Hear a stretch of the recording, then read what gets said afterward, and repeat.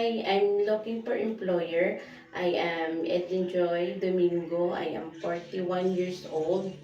I have four lovely kids. My firstborn is a 19 years old special child.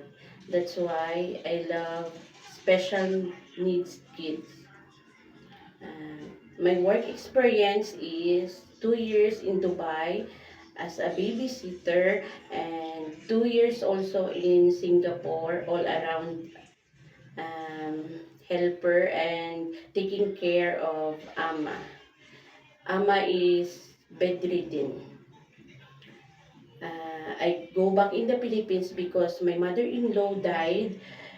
My mother-in-law is taking care of my special child. That's why I rest, don't have work for 2 years. Now I want to work to give my needs of my kids. That's why I want to work in Hong Kong. I promise I give all my best in your family.